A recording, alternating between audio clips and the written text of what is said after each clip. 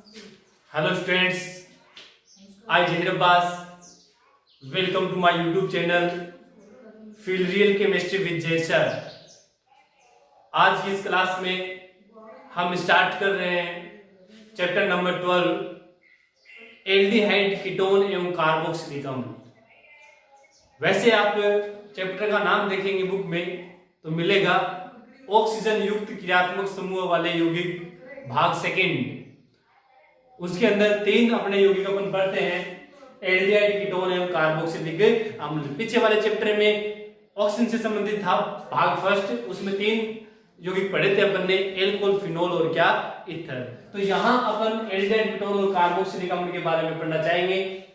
यहाँ एल्डिहाइड और जो कीटोन है उन दोनों को अपन साथ में पढ़ेंगे और जो कार्बोक्सिलिक अम्ल का जो पार्ट है उसको अपन बाद में पढ़ेंगे। तो एल्डिहाइड और कीटोन जो हैं वो कार्बोनिल यौगिक कहलाते हैं। कार्बोनिल यौगिक, पीछे भी नाम आया था एल्कोहल के संश्लेषण में कार्बोनिल यौगिकों द्वारा। तो कार्बोनिल यौगिक जब जब नाम आता है तो आपके दिमाग में दो ही बात आनी चाहिए, एल्डिहाइड और कीटोन। एल्डिहाइड और कीटोन कार्बोनिल यौगिक कहलाते हैं। तो कार्बोनिल यौगिक क्या होते हैं?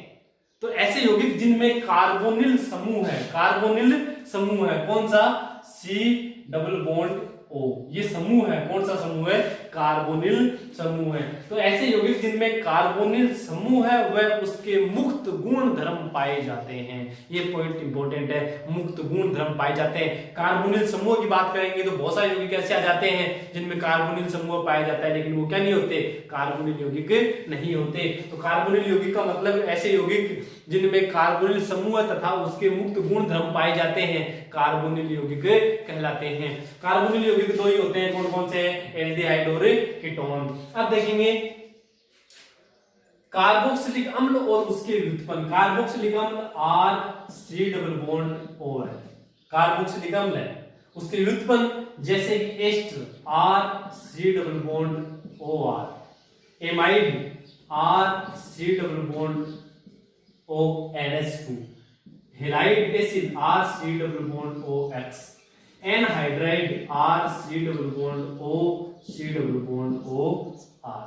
ये सारे के सारे कार्बोक्सिलिक, ये तो कार्बोक्सिलिक अम्ल हो गए। ये कार्बोक्सिलिक अम्ल के क्या है? व्युत्पन्न है। ये तो अपने पास व्युत्पन्न है, मतलब कार्बोक्सिलिक अम्ल से बने हुए हैं, और ये कार्बोक्सिलिक अम्ल है। इन सब में आप नोट करेंगे तो देखेंगे कौन सा समूह दिख रहा है?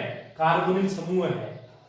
तो ये कार्बोनिल यौगिक तो नहीं है, तो कार्बोनिल यौगिक तो दो ही होते हैं, कौन कौन से? एल्डिहाइड और कीटोन। तो ये कार्बोनिल यौगिक क्यों नहीं है? इसलिए नहीं है क्योंकि इसमें अनुनाद पाया जाता है। देखिए यहाँ ये ऑक्सीजन पे लोन पेयर प्रेजेंट है, और अनुनाद की बात करेंगे तो ये लोन पेयर यहाँ और ये वाला बॉन्ड कहां चला जाता है? ऊपर चला जाएगा। तो ऐसी अनुनादी संख्या बन जाएगी RCO पे आ जाएगा नेगेटिव चार्ज, सिंगल बॉन्ड की जगह डबल OH, लोन पे देने के बाद चार्ज के साथ गया प्लस। अब आप इसमें देख सकते हैं आपको यहाँ कार्बोनिल समूह दिखाई नहीं दे रहा है, मतलब कार्बोनिल समूह यहाँ तो है लेकिन अनुनाद के कारण से उसके मुक्त गुण धर्म क्या हो गए?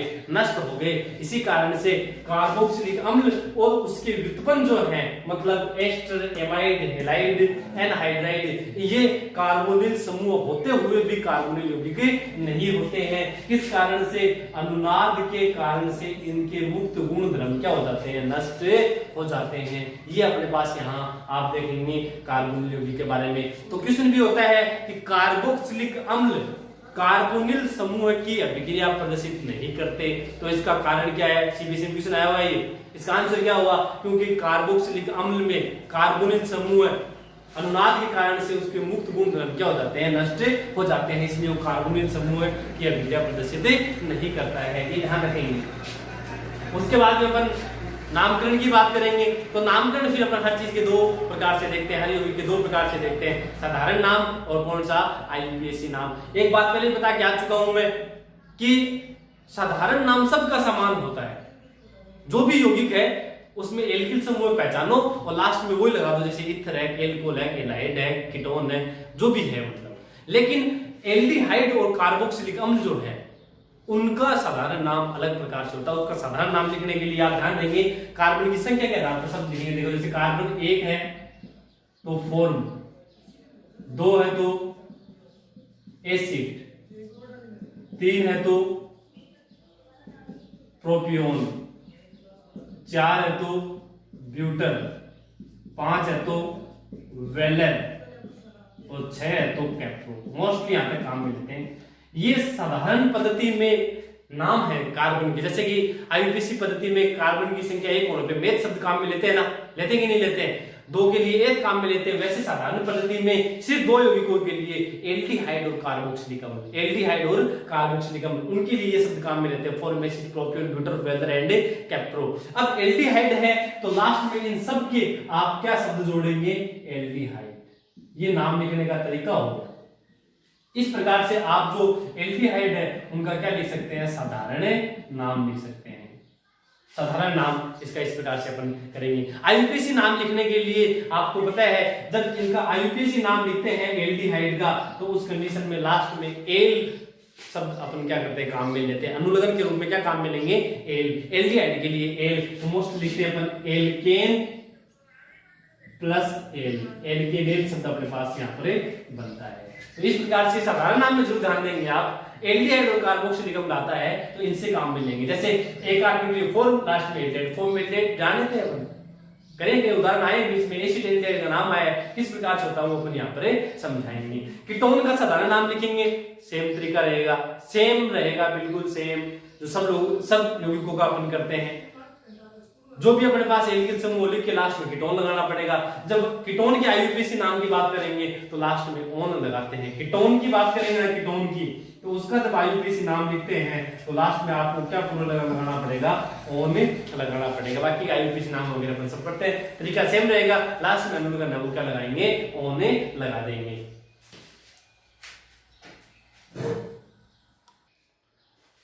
यहाँ नामकरण के एग्जाम्पल देखते हैं अपन। यहाँ एल्डिहाइड के नाम लिखे हैं और इधर किसके लिखे हुए हैं, कीटोन के। अपन साधारण नाम और आईयूपीएसी नाम लिखना चाहेंगे इनके। साधारण नाम लिखने का तरीका एल्डिहाइड होता है, कार्बन की संख्या के हिसाब से शब्द लिखेंगे और लास्ट में एल्डिहाइड लगाना है। तो यहाँ देखेंगे HCHO, इसमें कार्बन एक है, एक कार्बन के लिए फॉर्म होता है, और एल्डिहाइड CHO एल्डिहाइड होता है, इसलिए नाम क्या हो जाएगा, फॉर्मएल्डिहाइड। तो नाम है इसका फॉर्मएल्डिहाइड, फॉर्मएल्डिहाइड। यहाँ 2 कार्बन है तो 2 कार्बन के लिए अपने पास एसिटेल्डिहाइड हो जाएगा। 3 carbon CH3 CH2 CHO, CHO को C डबल बॉन्ड OH लिख सकते हैं, इसलिए आपको दिखा रहा हूं, बाकी आपको पता ही है। तो 3 कार्बन के लिए अपने पास प्रोपियोनेल्डिहाइड हो जाएगा, प्रोपियोनेल्डिहाइड, प्रोपेनएल्डिहाइड। फिर अपने पास यहाँ 4 है, 4 के लिए ब्यूटर शब्द काम में लेते हैं तो ब्यूटरेल्डिहाइड हो जाएगा इसका। अब उसके बाद में यहाँ देखें, अब इसमें कार्बन तो 4 है लेकिन सीधी श्रृंखला में नहीं है, तो जब अपने पास साधारण पद्धति में नंबरिंग करनी पड़ जाती है तो अल्फा बीटा गामा के हिसाब से करते हैं। अल्फा बीटा गामा, अगर आईयूपीएसी जब पद्धति चलती है तो अपन को पता है अपन संख्या 1 2 3 काम में लेते हुए नंबरिंग करते हैं। लेकिन ये बात ध्यान रखेंगे बच्चों आप स्टूडेंट्स की, मतलब जब साधारण पद्धति में बाई चांस नंबरिंग करनी पड़ जाती है तो अल्फा बीटा गामा के हिसाब से करते हैं। अल्फा बीटा गामा पहले आपको बता के आ चुका हूं पीछे की क्लासों में, जिसमें अपना क्रियात्मक समूह जुड़ा हुआ होता है वो कार्बन अल्फा होता है, उससे आगे वाले बीटा, फिर उससे आगे वाले गामा होते हैं। तो फिर यहाँ देखेंगे ये अपना क्रियात्मक समूह है, इससे जुड़ा हुआ कार्बन ये अल्फा है, ये कौन सा है, बीटा है। अल्फा पर क्या जुड़ा हुआ है, मेथिल, तो नाम लिखेंगे अपन इसका क्या, अल्फा मेथिल। कितने कार्बन बच गए, 3 के लिए प्रोपियोन होता है तो प्रोपियोन एल्डिहाइड, समझ गए। यहाँ अगर आईयूपीएसी नाम होता तो अल्फा बीटा नहीं चलता, 1 2 3 नंबरिंग करनी पड़ती है अपन को, लेकिन साधारण पद्धति में अल्फा बीटा आपको काम में लेना पड़ेगा। यहाँ देखेंगे इसका कोई अपने पास साधारण वैसे नाम नहीं होता, वैसे आप देखते हैं इसको अलग प्रकार से देखेंगे। साधारण पद्धति में कोई नाम नहीं है, आईयूपीएसी पद्धति में इसका क्या करेंगे अपने नाम में लिखेंगे। ये साधारण नाम हो गए। फिर आईयूपीएसी नेम की बात करेंगे तो फिर देखें एक कार्बन है, एक कार्बन के लिए शब्द क्या होता है, मेथ, सिंगल बॉन्ड के लिए एन, मेथेन, और एल्डिहाइड के लिए हम क्या बता के आए हैं अपन, एल, तो नाम हो जाएगा क्या, मेथेनेल, मेथेनेल। 2 कार्बन के लिए क्या हो जाएगा अपना, एथेनेल। 3 कार्बन की बात करेंगे तो क्या हो जाएगा, प्रोपेनेल। फिर 4 कार्बन की बात करेंगे, देखो CHO है, अपन जानते हैं कार्बन से स्टार्ट हो रहा है तो कार्बन से स्टार्ट होता है तो श्रृंखला में शामिल करना जरूरी है। श्रृंखला में शामिल आप जब करेंगे इसको तो फिर ये 1 नंबर इसी को देना पड़ता है क्योंकि अपना क्या है, क्रियात्मक समूह है। तो 4 कार्बन के लिए आप क्या लिख देंगे, ब्यूटेनेल। यहाँ 3 कार्बन की जब अपने पास श्रृंखला बन जाती है, आईयूपीएसी में जब नामकरण करेंगे तो 1 2 3 लिखना पड़ेगा। अब जो अपना मेथिल है वो कितने नंबर पे है, 2 नंबर पे है, तो क्या लिखेंगे आप 2 मेथिल, 3 कार्बन के लिए क्या हो जाएगा, प्रोपेनेल हो जाएगा।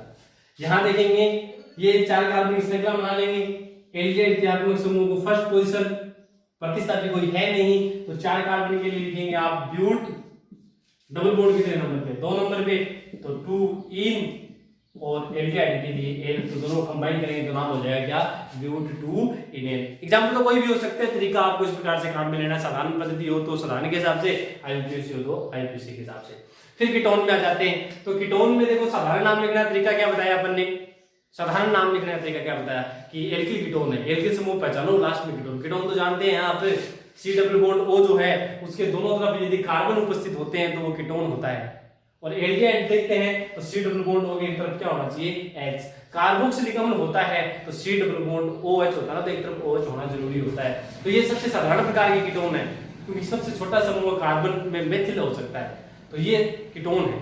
तो कीटोन साधारण नाम लिखेंगे तो इसका नाम होगा अपने पास डाई मेथिल कीटोन, क्योंकि मेथिल 2 है, सेम लिखने वाली बात है, आर जैसे CH3 CH3 का नाम डाई मेथिल ईथर था, तो वैसे इसका नाम हो गया डाई मेथिल कीटोन। अब इधर एथिल है, इधर क्या है, मेथिल है, तो नाम क्या लिखेंगे आप इसका, ethyl methyl ketone, ethyl methyl ketone. फिर यहां देखेंगे दोनों साइड में एथिल है, तो फिर क्या नाम लिख देंगे आप, die ethyl ketone, die ethyl ketone. अब यहां देखेंगे एक तरफ मेथिल है, एक तरफ फेनिल है, पहले मेथिल आएगा तो नाम लिखेंगे आप क्या, methyl phenyl ketone, methyl phenyl ketone. दोनों साइड में फेनिल है तो फिर क्या लिखेंगे आप, डाई फेनिल कीटोन। ये जो यौगिक है इसका आपको साधारण नाम में नहीं मिलेगा, ये साधारण नाम है, मतलब जो भी एल्किल समूह होगा उसको देखेंगे और लास्ट में कीटोन शब्द लगा देंगे। आईयूपीएसी नाम लिखने के लिए आप यहां जरूर ध्यान देंगे, एक पॉइंट मैं आपको बता देता हूं, 4 कार्बन तक सी डबल बॉन्ड ओ की स्थिति नहीं दर्शानी है, ये ध्यान देंगे आप। सी डबल बॉन्ड है उसकी स्थिति दिखाने की जरूरत नहीं है, कहां तक कि 4 कार्बन तक। स्थिति कब प्रदर्शित करते हैं, जब उसकी स्थिति चेंज हो जाती है, उसकी संख्या चेंज हो जाती है। अब ये सी डबल बॉन्ड यही रहेगा, चाहे नंबर इस साइड से करो चाहे इस साइड से करो, 2 नंबर पे आएगा। तो ये ध्यान देंगे, सीधा तरीका अगर आप भूल जाते हैं तो मुझे ध्यान रखो कि कीटोन में 4 कार्बन तक उसकी स्थिति प्रदर्शित नहीं करनी है। तो इसका आईयूपीएसी नाम लिखेंगे तो 3 कार्बन के लिए अपने पास क्या होगा, प्रोपेन, और कीटोन के लिए ऑन लगाएंगे तो क्या नाम हो जाएगा, प्रोपेनॉन। 4 के लिए संख्या नहीं दिखानी है तो ब्यूटेनॉन। 5 कार्बन है, स्थिति दिखानी पड़ेगी तो नाम हो जाएगा अपने पास पेंटेन 3 ऑन, पेंटेन 3 ऑन। आप बोलेंगे इधर से भी 3 नंबर पे, इधर से भी 3 नंबर पे, लेकिन ये सी डबल बॉन्ड हो इन 5 कार्बन वाली श्रृंखला में यहां पर भी आ सकता है और यहां पर भी, तब स्थिति 2 पे आएगा, तो ध्यान देंगे आप पेंटेन 3 ऑन। ये अपने पास है, इसका नाम देखेंगे आप एसिटोफिनोन है, एसिटोफिनोन। इसका नाम होगा देखिए बेंजोफिनोन, बेंजोफिनोन। यहां देखेंगे इसमें आप ये कार्बन श्रृंखला चेंज कर लेंगे, इधर से नंबरिंग हो जाएगी 2 3 4 5, ये प्रतिस्थापी है 4 नंबर पे, तो लिखेंगे आप क्या, इसका नाम 4 मेथिल। 5 कार्बन के लिए पेंट हो जाएगा, 3 पर इन और 2 पर क्या हो जाएगा, ऑन। आईयूपीएसी नाम आप जानते हैं, उसके हिसाब से आपको करना है, 4 मेथिल पेंट, 3 इन और 2 ऑन। ये ध्यान देंगे आप, ये जो CH3 सी डबल बॉन्ड CH3 इंपॉर्टेंट है, साधारण नाम डाइमेथिल कीटोन, आईयूपीएसी नाम प्रोपेनॉन, और इसको एसीटोन बोलते हैं, बहुत बार नाम आ जाता है एसीटोन, एग्जाम में क्वेश्चन दिया हुआ है, एसीटोन का संरचना सूत्र आईयूपीएसी नाम लिखिए। तो ये देखिए ध्यान दें, कीटोन की सी डबल बॉन्ड होगी, दोनों तरफ CH3 है, तो वो सबसे साधारण प्रकार के कीटोन का नाम क्या है, एसीटोन, एसीटोन। ध्यान दें, यहां देखो क्या चेंजमेंट आ रहा है, एक CH3 की जगह बेंजीन जोड़ दिया अपन ने, तो नाम लिखा एसिटोफिनोन, एसीटोन से बना दे फेनिल जोड़ के फिनोल, अगर दोनों साइड में फेनिल है तो नाम क्या है, बेंजोफिनोन है। बेंजो दोनों साइड में तो बेंजोफिनोल, दोनों तरफ CH3 है तो जानते हैं एसीटोन, दोनों का कॉम्बिनेशन है तो नाम क्या हो जाएगा, एसीटोफिनोन। ये अपने पास इसका नाम लिखने का तरीका है, एग्जाम्पल कोई भी हो सकते हैं, आपको इस तरीके से करने होंगे।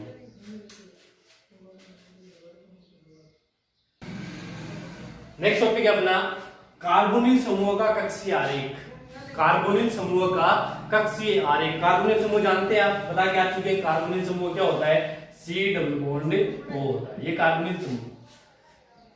आप ध्यान देंगे पीछे अपन बात पढ़ के आ चुके हैं पिछले की क्लासों में, कार्बन जिसके एक तरफ अगर डबल बॉन्ड है तो उस कार्बन का संकरण sp2 होता है, जानते हैं आप, अच्छे तरीके जानते हैं, कई बार बता चुके हैं अपन, हेलोजन वाले टॉपिक में बात कर चुके हैं इसकी।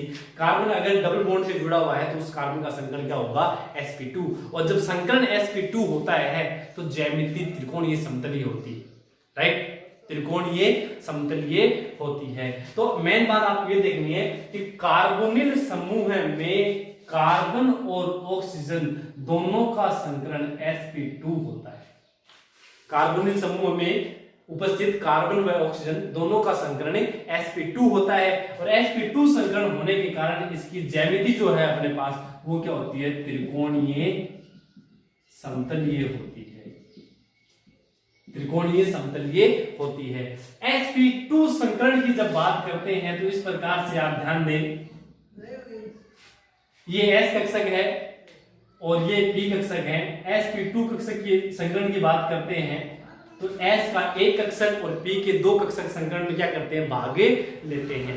एक P कक्षक ऐसा है जो संकरण में क्या नहीं करता, भागे नहीं लेता, वो है असंकृत P कक्षक, असंकृत P कक्षक। और बच्चों आप जानते होंगे कि S कक्षक गोलाकार होता है, P कक्षक डंबलाकार होता है कि नहीं होता है, और जब संकरण की प्रोसेस होती है तो ये आपस में कंबाइन होकर मिश्रित होकर समान ही ऊर्जा और समान ही आकृति के कक्षों का क्या करते हैं, निर्माण करते हैं। तो ये इन तीनों की आकृति तो अलग हो जाएगी, जबकि ये संकरण में भाग नहीं ले रहा तो कैसा रहेगा, डंबलाकार रहेगा। तो अब इस कार्बोनिल समूह की अपन क्या देखते हैं, कक्षीय आरेख देखते हैं, मतलब कक्षक प्रदर्शित करेंगे इसमें। देखते हैं, आप ध्यान दें, ये अपने पास सबसे पहले कार्बन है और यहां अपने पास ऑक्सीजन। कार्बोनिल समूह, कार्बन क्या होगा, ऑक्सीजन। अब कार्बोनिल समूह में कार्बन और ऑक्सीजन का संकलन क्या रहेगा, sp2, तो ज्यामिति त्रिकोणीय समतलीय। देखते हैं इस प्रकार से आप कक्षक बनाएं,